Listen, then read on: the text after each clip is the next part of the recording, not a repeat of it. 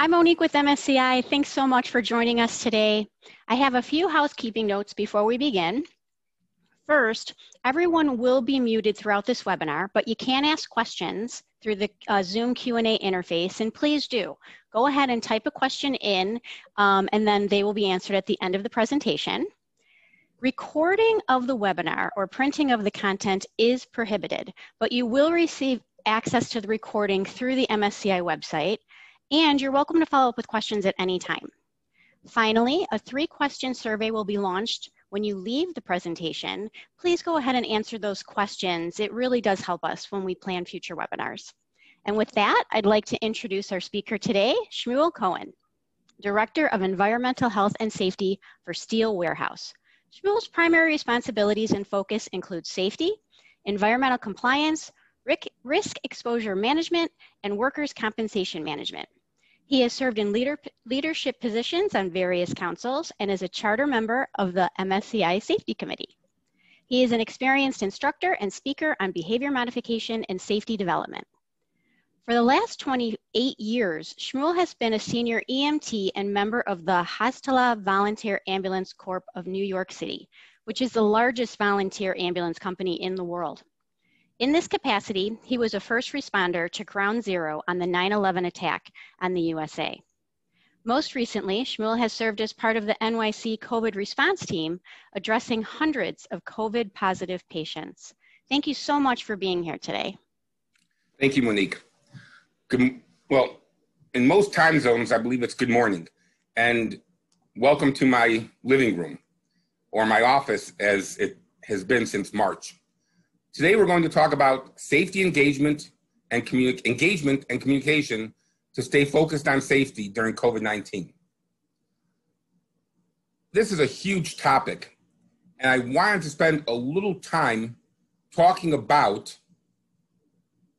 COVID-19 before we get started. As Monique said earlier, I am a senior EMT with Hastala Volunteer Ambulance, and to give you an idea of our call volume, we went from between 70 and 100 calls a day in the Midwood section of Brooklyn to over 400 calls a day. For the first time in my memory, we had mandatory shifts where the leadership of Hastala scheduled 2 senior EMTs and 2 junior EMTs, paramedics and whatnot, to man vehicles to be able to respond in a timely fashion. In this, I responded to over 250 COVID positive patients at their homes. And I would say we transported over 100 of them. I've been in the hospital more times than I can count. I will tell you that during the 3 months or 2.5 months when New York was simply going crazy, the amount of PPE that we went through was staggering. My backseat, I'm a fly car. I responded to my private vehicle lights and sirens. The backseat of my car was off limits to everybody because it housed all my PPE. And to this day, I have no antibodies and I never got COVID. So we know that PPE works and we know that following safe practices works. COVID-19 is basically divided into 2 categories, what we know and what we don't know. We know that there's a significant impact on the elderly and on the immune compromised, cardiac people, diabetes, thyroid, HIV, any immune compromised position. It's easily spread and has a significant psychological impact. But the 2 good things we know about COVID, PPE or personal protective equipment works and social distancing works. What we don't know is we don't know the role of antibodies. We don't know how long we're going to have antibodies. We do not know the true routes of transmission or the infection rates or the morbid or mortality rates. We just don't know them because there hasn't been sufficient testing to draw a positive conclusion. We don't understand or know the disease progression, meaning the 2nd or 3rd wave, if it's going to modify. And we have to take a step back here. We have to remember that this disease is barely 8 months old, and it's only 6 months old in America. When my grandson was 6 months old, we were excited he was rolling over. This disease is not even a toddler. And we do not know yet the psychological impact that will have on the psyche of America or the world. It's with this information and this backdrop that I want to start our path towards understanding engagement, safety, and our employees. Because now more than ever, we need to kind of take up for our employees, and we need to protect our companies from ourselves, really, from losing the ability to produce, losing funds for illness, and for losing employees from needless accidents. Employee engagement and social distancing, it's kind of an oxymoron, because engagement is the exact opposite of social. In New York City, and I don't know about the rest of the world, liquor store employees are considered essential workers, right up there with doctors and paramedics and nurses and hospital staff. If you want an idea of social distancing, it's 6 glasses and an empty bottle. I would have used 4 glasses because you get 4 glasses per bottle, but that's just me. And I saw this in Family Circle, and I just thought it was hysterical. I asked my brother to come a little closer so I could social distance him too, but he didn't. Now, just to give everyone an idea, I really enjoy presenting. It is really hard to present and use humor when you're talking to a screen, to the wonderful Monique, and to an empty living room. So we're going to do our best, and I'll pause for where I hope I'm funny, so you can laugh. We have a mountain to climb. That's the truth. We have a mountain to climb in COVID challenges. Let's talk about the first 3 challenges or communication challenges that we have. First of all, we all wear a mask. Masks come in shapes and sizes. Some are distracting. They have little expressions on them. Some are colorful, but they all hide our face. And they all hide 2/3 of our face. And if you think about it, this is my mask in New York because it goes over your neck like this, and I'm able to just drop it. And then it serves as a bib if I'm eating lunch. And then you put it on, and all of a sudden, you've lost any ability to hear me clearly, and you've lost the ability to see my smile, my frown, or my facial expressions, because 2/3 of my face is covered. Some people might think that's an improvement. But at the end of the day, I've limited my nonverbal expressions. Distance, 6 feet. If 6 feet hinder or cause challenges to our listening and our hearing, can you imagine the efficacy I have doing a webinar, doing a Zoom? It's hard. Background noise. When we're in factories, when we're in plants, when we're outside and we're socially distanced 6 feet, we do not clearly hear people that are muffled through a mask. So what do? We lower the mask. But that's not what we're supposed to do. So we have 3 physical barriers to our communication. Now we have 3 other barriers or challenges to climb. A lot of people have the fear of catching the virus. People have fear of losing their jobs, economic downturns, or layoffs. People have fear of the uncertainty of the new world. Is there going to be a second wave? Is there going to be a remodification of the first wave? Is the virus going to modify itself? When we open up our schools, are our kids going to be safe? There's uncertainty. And finally, there's stress and anxiety. And stress and anxiety of the unknown is top of the charts. There's homeschooling. And you have to understand, my youngest is 19 years old. My oldest is 25. I know that because we just had our 26th anniversary, and my wife reminded me after I had forgotten our 26th anniversary.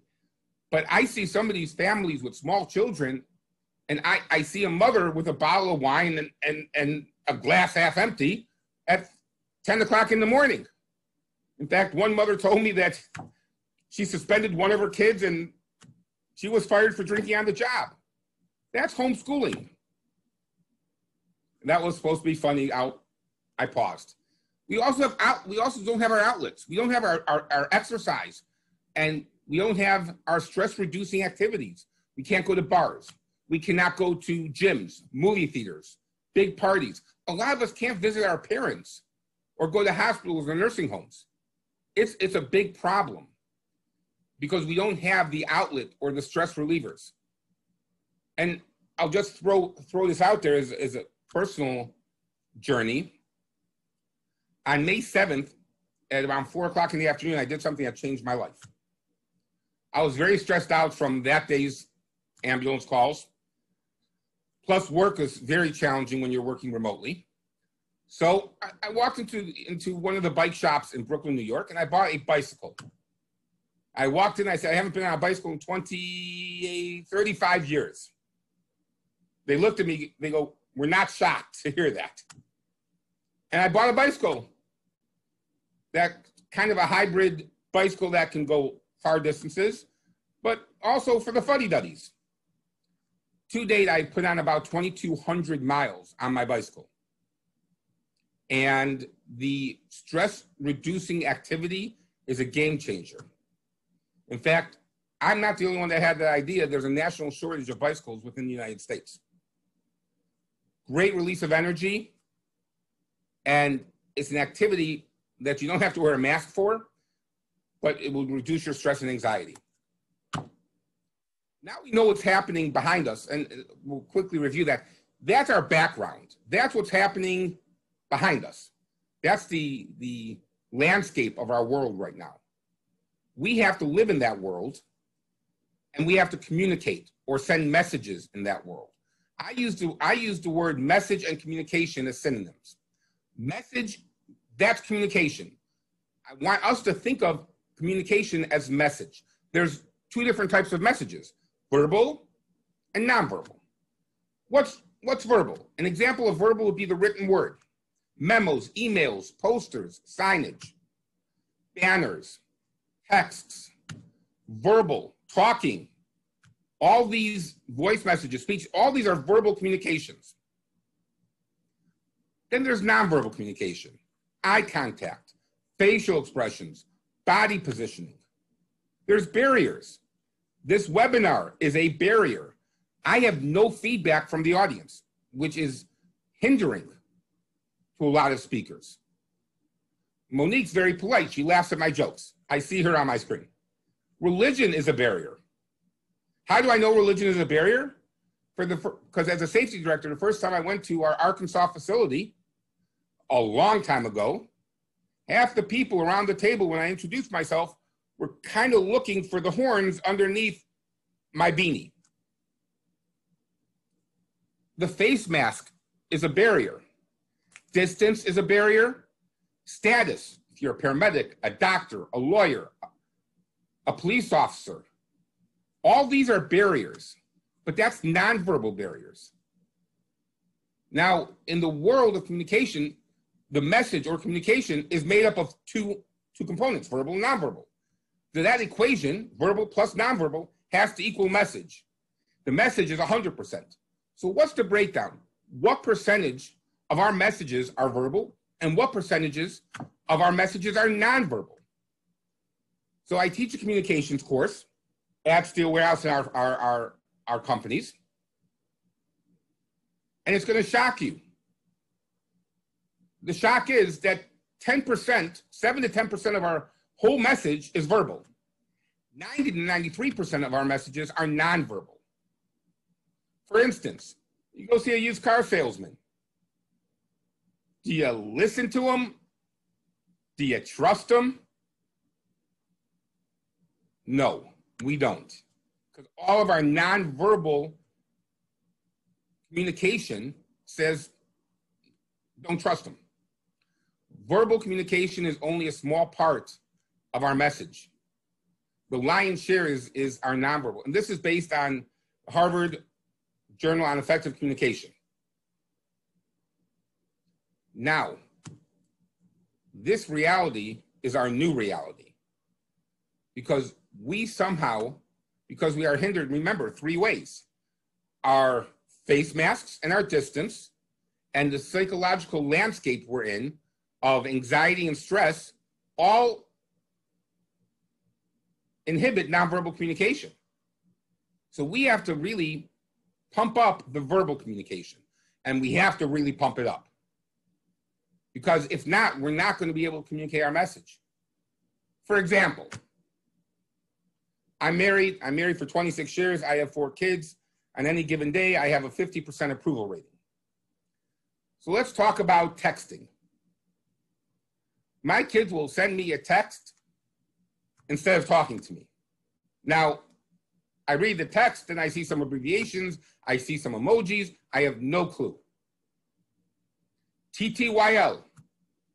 I thought my kid just had a spasm or something. I'm not even sure what. It means talk to you later. So what we really need to focus on is understanding and increasing and improving our verbal messages. Consider when we are communicating for safety, or in truth, any topic, because really safety is just a topic. It's an important topic, but it's a message. How we communicate and the efficacy of how we communicate are based on the above equation. That's it. Our verbal and our nonverbal. And if our nonverbal is hindered, or we don't have access to all that nonverbal input, then we have to improve our verbal skills. And through that, we're going to drive engagement.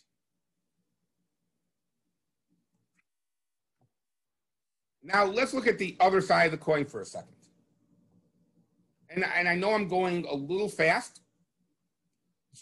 Just put it up to A, I'm in New York City, and B, I want to cover this information to allow time for questions. Consider the psychology of COVID, be it in safety or in general, just distractions. Stress, anxiety, loss of jobs. My wife lost her job as a spin instructor. She was doing 14 classes a week. 2 of the gyms she worked in closed, and she lost 14 hours of exercise a week. She's handling it, but not handling it fantastically. Loss of schooling,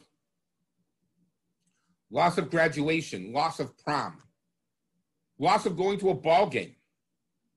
My grandson is getting to the age where I want to take him to his first ball game.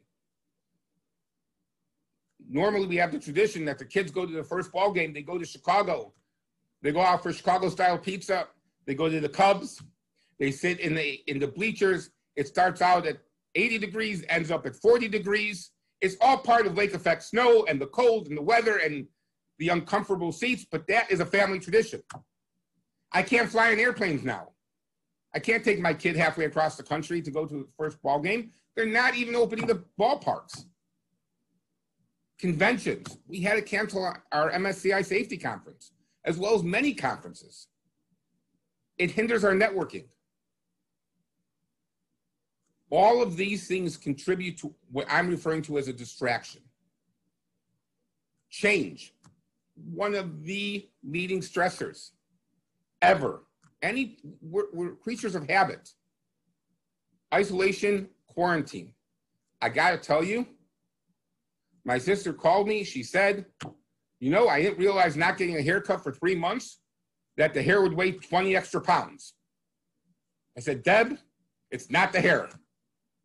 She goes, shut up. It's the hair. I go, whatever you say. That's my sister. We're social creatures.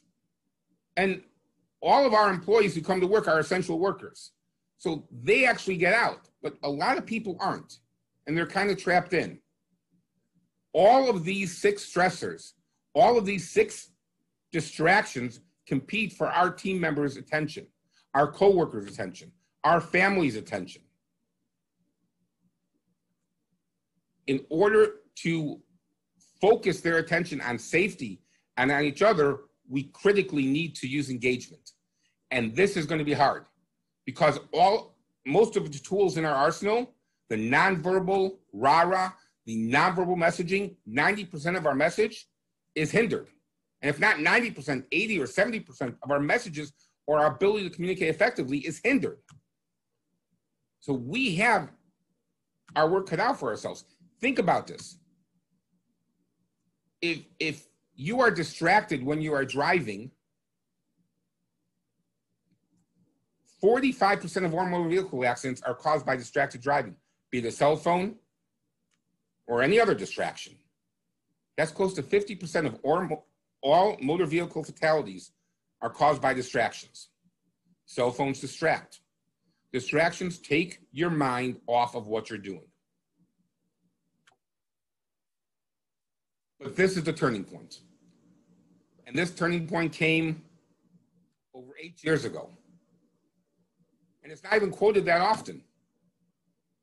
And I found it, I've used it, and I've driven the ship. I've driven or steered the ship with this. Employee engagement is the emotional commitment the employee has to an organization and its goals. They don't just work for a paycheck, and we know that people don't work for a paycheck. That's short-term gains. They don't work for their next promotion, but they work on behalf of the organizational goals.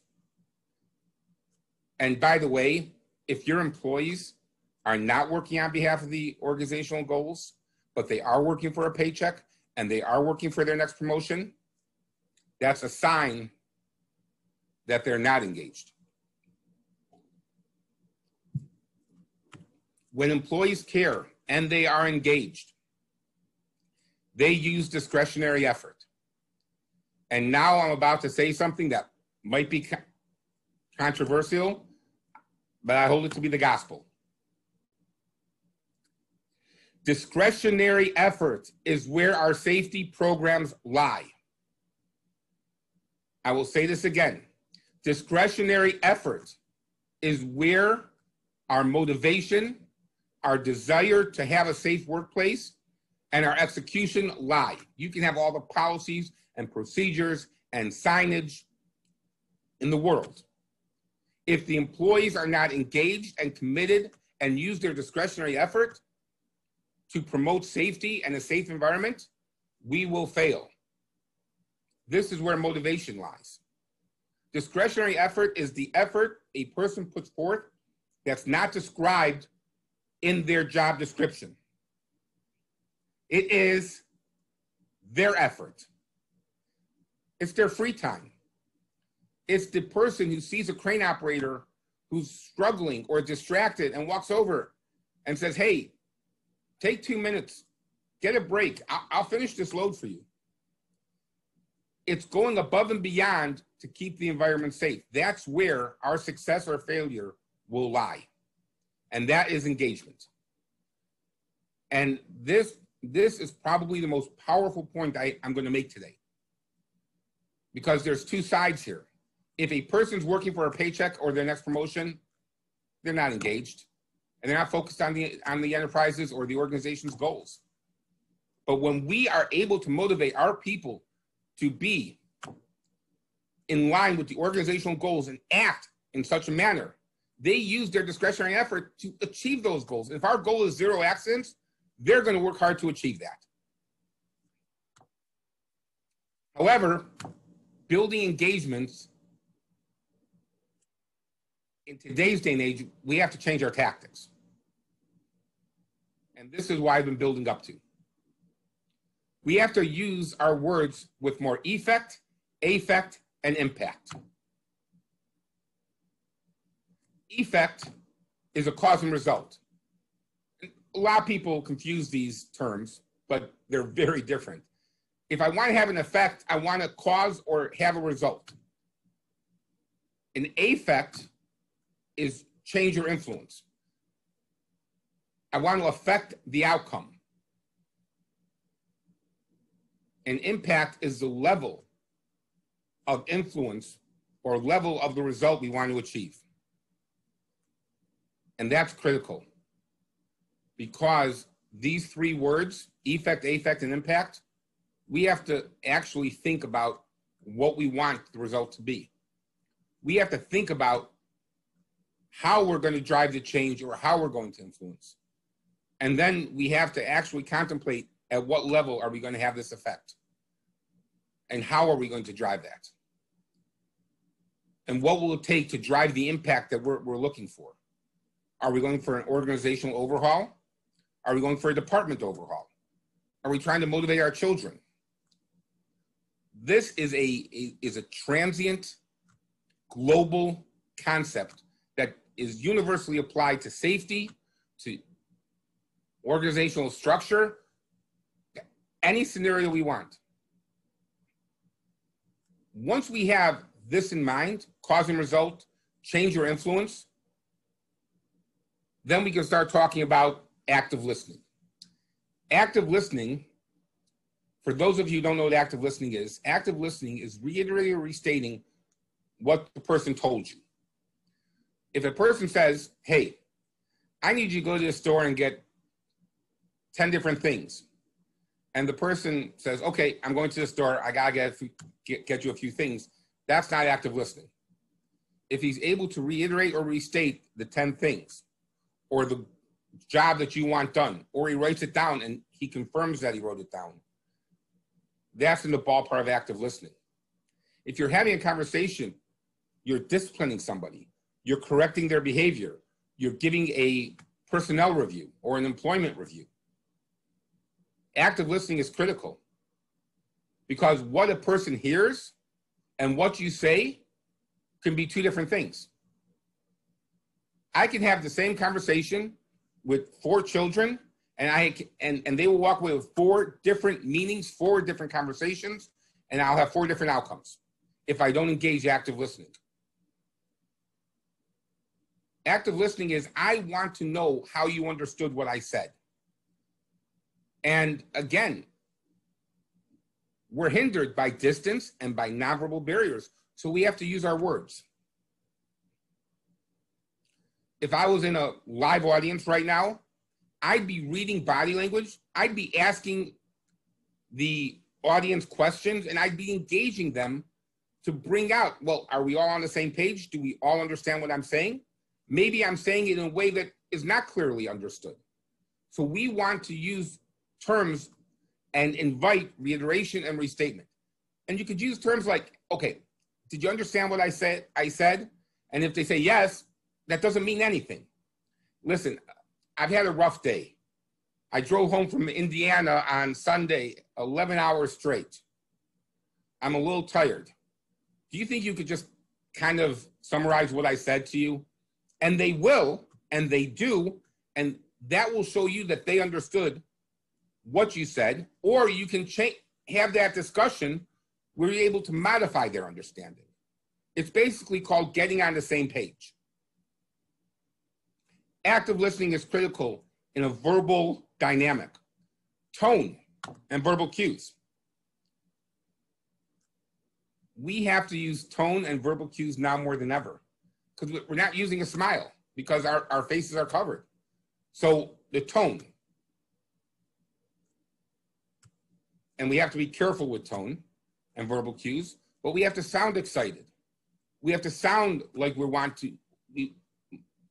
have to sound motivating. We have to sound engaged. We have to actually pull you into the conversation and engage that way. Those are critically, we have to use descriptive words. And I gotta tell you, in today's day and age, that's a challenge in and of itself. Historically, stereotypically, not true, but just for the sake of discussion and presentation, you might have a bunch of alpha males running around a plant. And they do not use soft, fluffy, descriptive words. If you would ask my father if I bring home a straight A report card, okay. My mom, oh, that's wonderful, great, straight A student, goes on the refrigerator. My dad's like, okay, you're not stupid. It's a much different approach. So we have to actually retrain ourselves. We have to use words that maybe we're not comfortable using, and we have to get comfortable using them. We have to craft your message with the result in mind. Now, this is big. Messages and actions all have results. Sometimes they're intended, sometimes they're unintended, but all actions have results. Some of them are unintended, some of them are intended. If you aren't getting your intended results, you need to change the message or the behavior, because every result aligns with every action.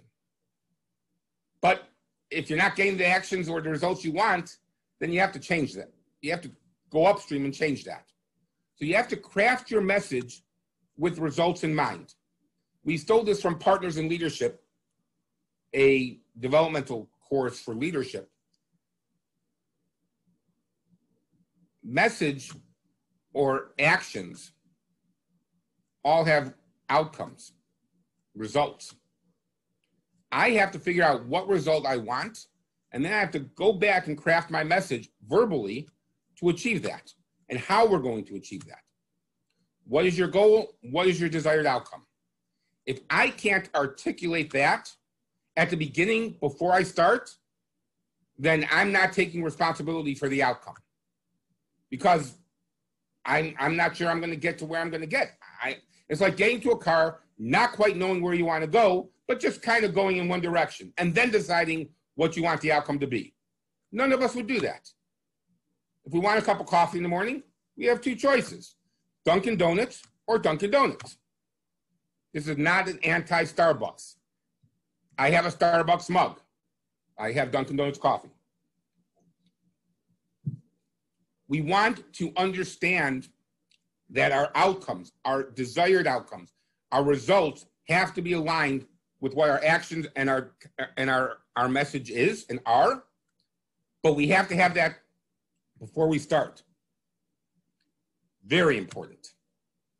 Because if not, it's analogous to getting into a car and just driving. Can you imagine going to I'm a Delta guy. Go to the airport. I go to Newark Airport. I walk in, say hi to the ladies, and they go, "Okay, where to, Mr. Cohen?" I go, "I'm not really sure. I'm just gonna jump on a plane and go to Atlanta. I'll figure it out there." So let's go to Atlanta. I'm not going anywhere, but my outcome is going to be I'm nowhere. So if you want your outcome to be nowhere, ignore crafting a message, ignore picking goals and desired outcomes. Now, let's kind of tie everything together. We want to focus on the results that you want. If you want a safe environment, let's talk about that for a second. Our biggest challenge in the workplace, at least at Steel Warehouse, or within these companies, is our employees get distracted. They put their hands where they shouldn't be. They stand in a line of fire. They get cut by scarfing or material handling. I'm comfortable saying that I don't think we're alone. And it's because we're distracted, or we space out, which is a distraction in and of itself. In order to correct safety or to address our safety challenges, we have to acknowledge the distractions. And we have to say, okay, I got it. We're distracted, so now what do? We have to use motivation, and I'll answer that, don't worry. We have to motivate with family as a value. We have to shift from a have to a want to mentality. We have to go back to that word engagement and talk about discretionary effort, because that's where our safety lies. And we have to remind people that family as a value, that's why we go to work. Now, there are numerous leaders on this call, on this webinar, and I got to tell you, family as a value is the foundation of why we go to work. If we think about it, we go to work to support our families, we go to work to support ourselves, and to give our children a better life. If we get hurt, God forbid we get hurt, what happens is our families suffer. And then finally, and that's more of a have to, want to mentality. I want to be safe. You cross the street, you don't have a safety director looking over your shoulder saying, look both ways, but we all do it.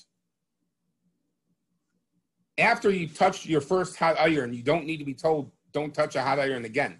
In fact, every time you see an iron, even if it's cold, you kind of just touch it real quick to make sure it's not hot.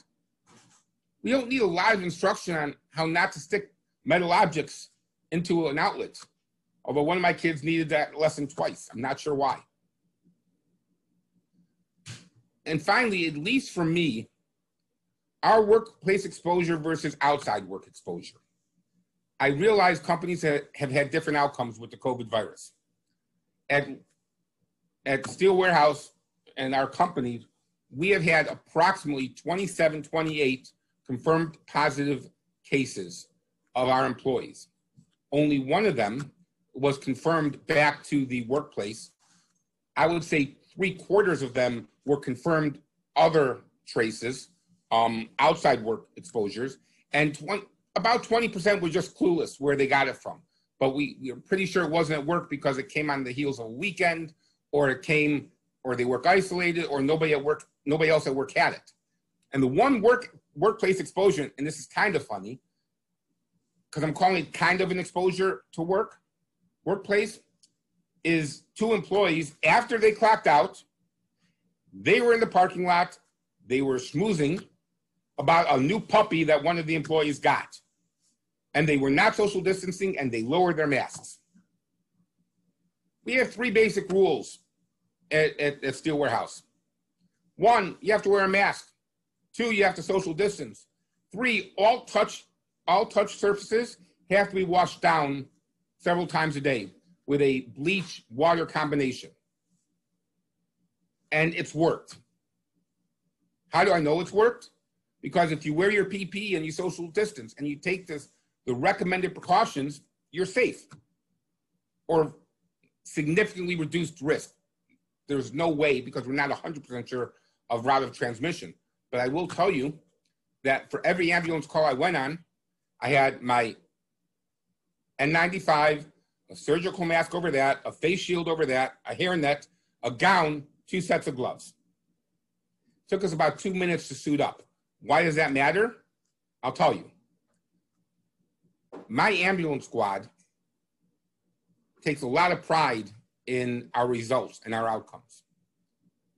Generally speaking, if someone's having a heart attack and they call us, we will get the first shock in between 3 and 3.5 minutes after you pick up that phone to call the ambulance. Because we're radio dispatched, we're all in our private vehicles with all the equipment we need. We can literally get to somebody's house and deliver the first shock within 3.5 minutes, sometimes even sooner. For us to have to gown up, it takes 2 minutes. And for guys who are used to running in, knight in shining armor motif, 2 minutes is a lifetime. It's also frustrating. Side note, we put in stringent rules at Steel Warehouse very early on, especially on the social distancing and the masking and the wiping down touch surfaces. We also asked employees to self-monitor. If you self-monitor at home before you come in, you call in. If you can't make it, you can't make it. You're not coming in. Better you take an extra day or 2 days, get tested, than expose your entire workplace. We've been wildly successful. I will tell you where we fell down. We fell down with our 20-year-old to 30-year-old employees, and they all went to a party at Diamond Lake in Indiana on the 4th of July weekend. And that's when we had an uptick of over 10 cases, because the young and dumb went to party on the 4th of July. And 8 out of those 10 got COVID. So with safety, you acknowledge the distractions, you motivate from a have to a want to, using family as a core value. And then you talk about the precautions we're taking at work, and how everyone has to keep work safe. That's called the discretionary value and the engagement we spoke about. An employee has to be committed to self-monitoring. And finally, if we bring home this talk on engagement, let's talk about how we drive engagement. First, if they're going for a paycheck, they're going for their promotion, they're not engaged, let's not fool ourselves. Let's be honest, let's call it what it is. 2, we have to involve them. We have to make them part of the organization so that they are partners with us. We're a team. They use their discretionary time to forward our values, our collective values, and our goals. Encourage your employees to lead. Solicit questions and solutions. If they're not part of the problem, they can't be part of the solution. I know that doesn't sound right, but I said it correctly. If you don't recognize there's a problem, you can't drive a solution. Because if you're external to the problem, chances are you are the problem. But if you're external to the problem, it's somebody else doing something. And this isn't about, that's not engagement. Engagement is you're critically honest of yourself. You let others offer criticism. You solicit questions. You solicit feedback. You solicit solutions. And you discuss them. And we don't dismiss them. And that's how we get them into being us. And that's how we align with organizational goals. And finally, empathy. Not the easiest task in the world. Empathy is by and far one of the hardest skill sets we have to learn. Empathy is, we know there are a million distractions going on out there. People's families are impacted. There have been deaths in people's families, serious hospitalizations. We know that serious outlets for stress and anxiety are all but closed off. We have to be empathic to that psychological backdrop. We have to be empathic to the barriers of non-verbal communication and the barriers of effective communication. And we have to understand and work within that arena. Those 3 areas, we do that, we drive engagement. We acknowledge distractions, we offer empathy, we use motivation, we talk about the robust rules we have at workplace exposure versus outside work exposure. We drive safety because we want everyone to be safe. If our goal is 0, my goal can be 0. But if my employee's goal aren't 0, I lose. I need their discretionary time in order to drive my goal or our goal. And once I say it's my goal, I lost. It's our goal. I'm a director of safety. The odds of me driving a forklift, operating a crane are minimal. I'm gonna get hit by a stapler being thrown at me if I step out of the line. That's my exposure to injury. It can't be my goal is 0. It has to be our goal. It has to involve our workforce. One of the feedbacks I've received from past discussions and past presentations I've done is I haven't given talking points or I haven't given classic concrete examples. So here you go. You're doing a great job. Concrete example. You're doing a great job. And then you give an example of that great job. That was an incredible idea. An incredible idea. And then you give the person credit for that incredible idea. And you sound excited about it because you truly are. They're contributing. I want to help. Walk me through the process. Ask for their solutions. Ask them what the problem is. Ask them for suggested solutions. Let's acknowledge, just got one of my directors of operations for our largest division, Steel Warehouse. His name is Rob. He's your classic alpha male, sports guy, football guy, pole jumper, takes the pole vaulter. Like total alpha male. He's not the warm fuzzy type, but he's gonna have to modify a little bit because that's how he's going to bridge the barrier to the generation now, whatever letter they've assigned it, the soft fuzzy ones that need me time. So you have to acknowledge people's contributions at their level. Thank you. I appreciate your efforts. Thank you. Magic words that no one knows the value of. I appreciate your efforts. You did a great job sweeping this bay. You did a great job stacking the material. You did a great job running this bundle. Solicit people's responses and inputs. Hey, how was work today? What could we do better? Do you have any feedback for me? Or what feedback do you have for me? Or how can we make this how can we make this safer? How can we get more employee engagement or more employee involvement? What comments do you have? If we don't solicit that and then act on it and then listen to it, or listen to it, then act on it, they're not going to give it. Use a person's name, give them credit. Now, one of the people that don't get a lot of credit at MSCI are your committee support staff or your committee leaders, such as Monique. And since Monique's the only person on my screen, I know for a fact she's listening. So I can compliment her. She actually got me on the phone at 10:35 this morning. We made sure everything was working. We walked through everything. She corrected some of my spelling. She silently judged some of my presentation, told me I had to tweak a little bit here and there. She adds value. She contributed.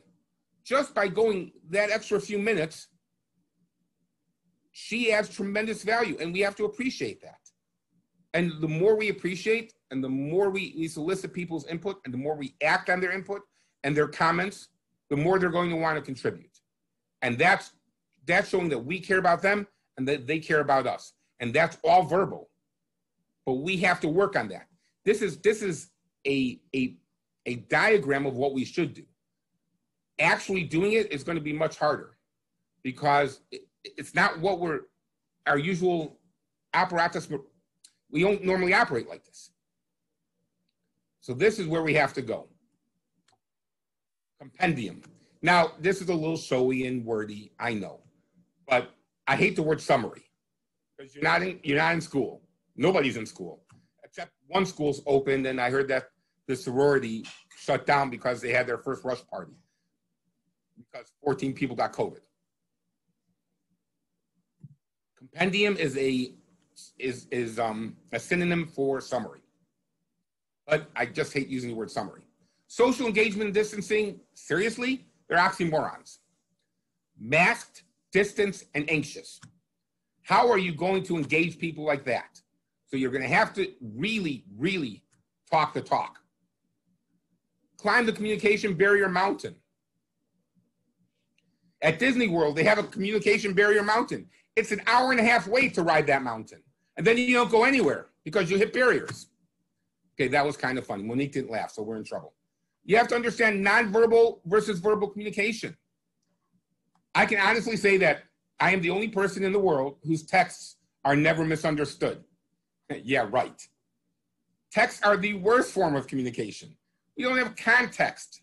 If you accidentally press a cap, somebody calls, why are you yelling at me? I'm not yelling at you. Why'd you write in all caps? Because I was in this system, and in this system you have to use caps. And when I switched over to that system, it was still on caps. So now they think I'm mad at them. They don't want to call me back. They think they're going to be fired, and I've just destroyed communication. Verbal communication needs context. Nonverbal communication gives that context. If we don't have all the nonverbal context to give, we have to pump up the verbal. What you say, how you say it, and what is heard. 3 different conversations. Say the same thing to all of your children, and I guarantee you'll have different outcomes. Because people interpret based on their backgrounds, based on what they think they heard, based on if they were paying attention. Occasionally, my wife will yell at me for something I never said because either she wasn't paying attention, I wasn't clear enough. I will always fault and say that my wife is never wrong. I am always wrong. My wife is always right. She made one mistake 26 years ago. She didn't undo it yet. That was marrying me, in case you missed the first part of the webinar.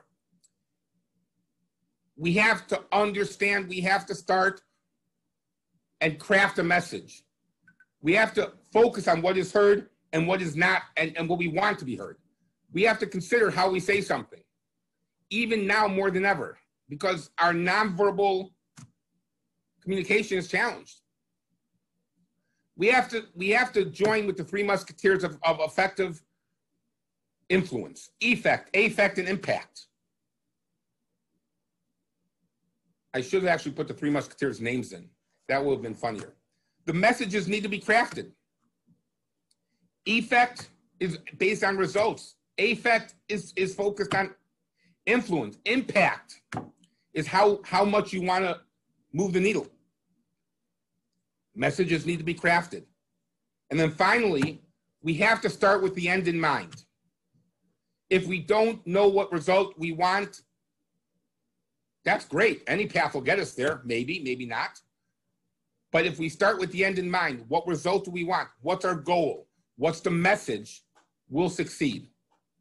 Remember, all outcomes, all results are aligned with actions and words and communication and message. All results all results align with actions and message. It's whether they're intended or unintended. If you're not getting the intended results, you probably have to look at how you got there. That's important. That's critical in our journey here. We have to start with the end in mind. That's our goal. What's our message? What do we want to accomplish? What do you want the outcome to be? I refuse to go to a meeting without an agenda. And I'll tell you why. Because if they don't know what they want to talk about, that meeting will take entirely too long. You have to have an agenda, you have to be structured, but you have to have the results you want in mind, because then you can draw a path to that result. It won't always work. It might seem overkill for some conversations, but it's important. One of the things we struggled with at Steel Warehouse at Locked Tube, some of our companies, how do you say thank you to your essential workers? Because they left their houses, they are nervous, there's a psychological backdrop of COVID and infection. So we designed these t-shirts. Now, it went through a lot of iterations. This is the most politically correct iteration we could come up with. Back up and mask up, keeping you, your families, and coworkers safe. They have a choice of a black shirt or a high visibility yellow shirt. And we just changed the logo based on which company they're working for. You can imagine that me and my team had some fun with the back up and mask up. Not for now, but if you call me, I'll tell you what some of our earlier iterations were. But that's going to be distributed sometime in the next few days, as soon as they get in. At this point, I'm going to open up to questions. And I have my Google set up right next to me, so I can the answers as fast as I can. Thank you very much. Thank you so much. Thanks so much. That was great practical knowledge that we can take with us today. It's always a pleasure, Shmuel. Thank you. Thank you. So we have a comment that your jokes are good. You have fans out there. We do have a few minutes. Are there any other questions?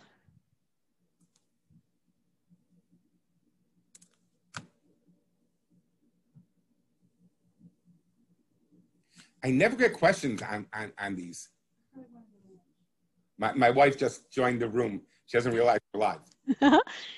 Another thank you for taking it. So any suggestions on how to deal with younger people who don't believe COVID is a real thing? That is a great, great question. And I will tell you that we have that experience here. My daughter's married a wonderful guy. They both got COVID. They have an 18-month-old son. And my daughter came to the house and she said, I am done with COVID. I am fed up to here. No more COVID. No more social distancing. No more. I can't. Now she has antibodies, which doesn't really impress me. And they've already been exposed. Here's the message I use for people. Number one, younger kids don't face the same challenge we face that older people face or people with compromises. They say 50 years old is a cutoff, 60 years old is a cutoff. I use this example and I say, okay, so the 20, 30-year-olds aren't going to be impacted. And a lot of them might be asymptomatic, but they all have parents or grandparents or older aunts and uncles. And you just have to ask them the question. You're right, you won't be impacted, but do you want to be the one responsible for killing your grandmother or seriously injuring or making ill your parents?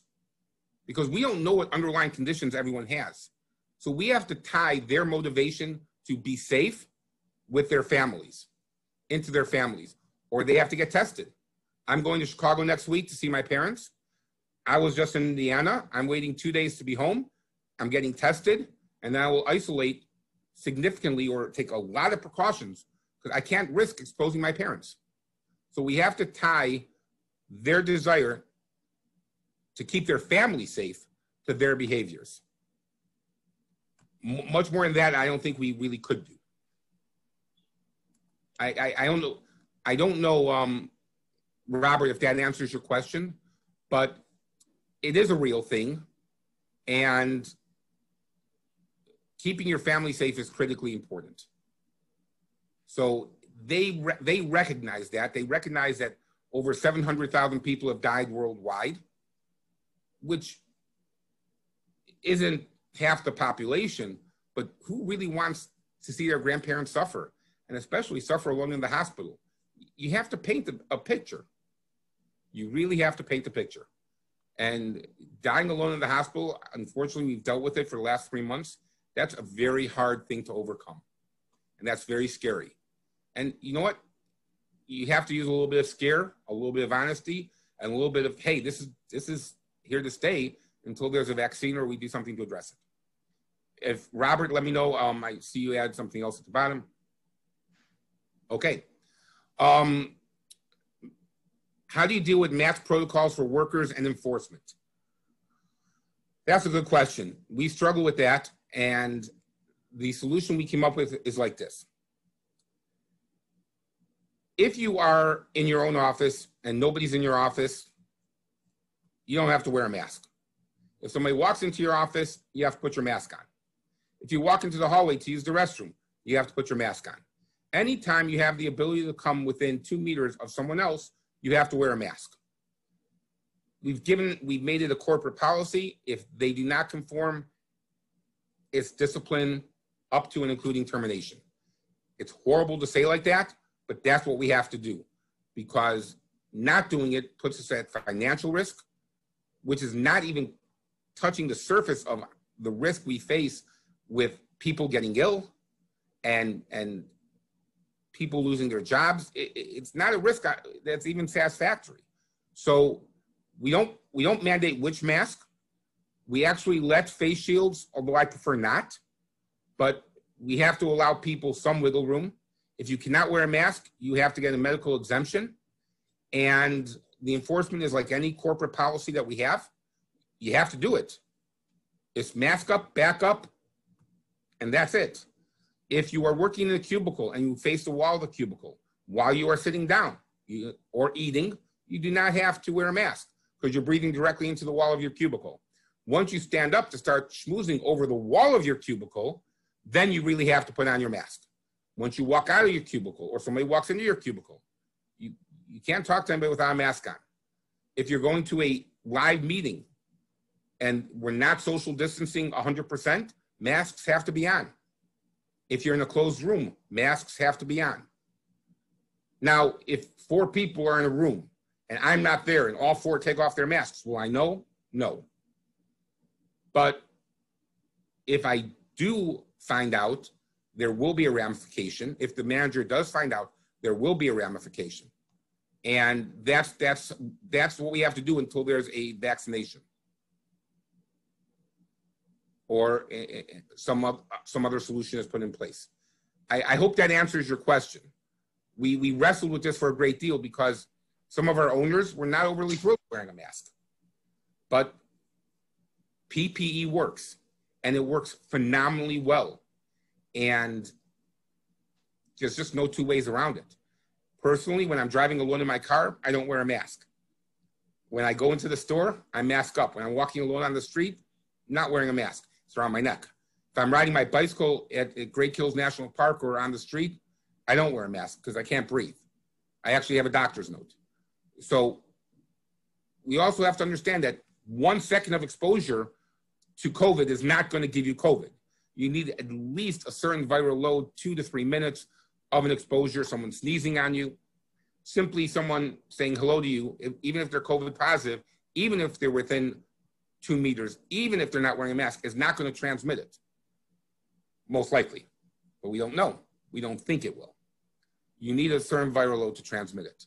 So back to your question, it's a policy, it's the health and safety and well-being of your workforce, and the enforcement has got to be after the first warning. It has to be the step process that you use for absenteeism, for any other rule that you have within your corporation. Are there any other questions? I'm trying to scroll down. You know, that's it, and we're at time. So thank you again so much. Thanks for everybody out there for being with us. We really enjoy these webinars. We'd love to hear your feedback, so please do let us know. And any topics going forward, as Shmuel said, we have canceled the safety conference, and so we're trying to bring value to you this year as you're dealing with this COVID crisis. So thanks again. Thank you, Monique. Have a great day. You too. And I'm very open to feedback, so please don't hesitate. Yeah, and if you think of questions as you go, please reach out. All right. Have a great afternoon, everyone. Bye-bye.